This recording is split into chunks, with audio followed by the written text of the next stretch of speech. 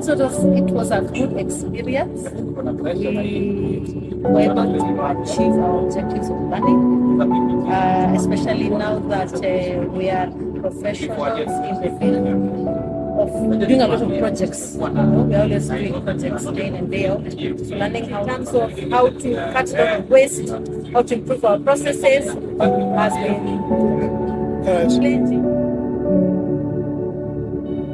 We had a good trainer. The facilitator was good. Yeah. Which course? Oh, we learned Lean 6SIGMA Greenbelt. Right. And The Almat Computer Learning Center. It's on Mudidiri Road, close. Yeah, there. Off Thika Superhighway. perfect. Thank you so much.